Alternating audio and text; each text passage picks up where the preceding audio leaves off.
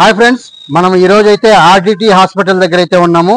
ఈ ఆర్డిటి హాస్పిటల్లో ప్రత్యేకమైన ఇప్పుడు కేంద్రం నుంచి రాష్ట్రం నుంచి నిధులు నిలిపివేసిందండి.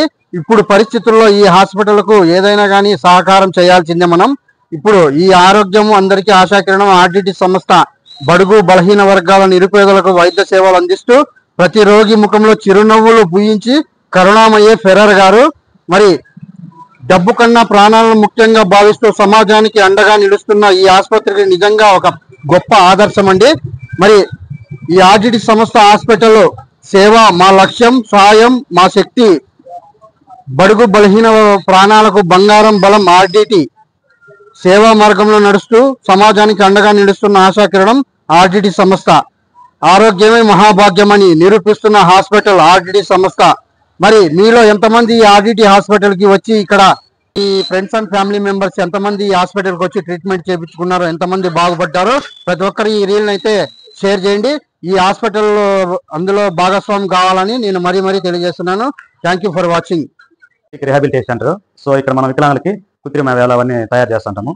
సో ఇక్కడ ఇది వచ్చి పూర్తిగా కాళ్ళు తీసేసిన వాళ్ళకి ఈ పరికరం అంతా ఇస్తూ ఉంటాం అనమాట. సో మోకాల కిందికి కానీ, ఇది మోకాల కిందికి పోయిన వాళ్ళకి ఇస్తాము లింబు. ఇది వచ్చి మోకాల పైన పోయిన వాళ్ళకి ఇస్తాము. సో ఇట్లా ఇది వచ్చి మామూలు పోలియో వచ్చి ఊరిగా నడలేకుండా అట్లా వాళ్ళకి ఇట్లా అప్లైన్సెస్ ఇస్తాము.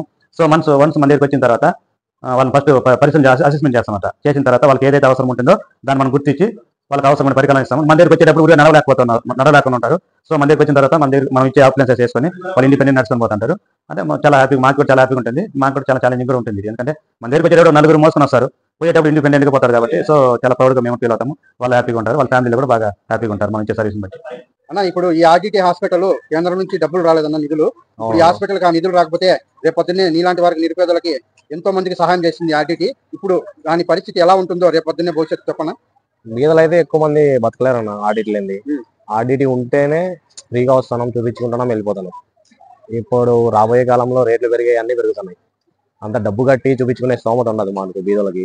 ఇప్పటికే లక్షల మంది ఉన్నారు. వీళ్ళు ఫండ్స్ ఆపేస్తే వాళ్ళ పొట్ట మీద కొట్టినట్టు బీదల మీద ఏదో చేసినట్టు ఉంటుంది గవర్నమెంట్ అంతా కలిసి.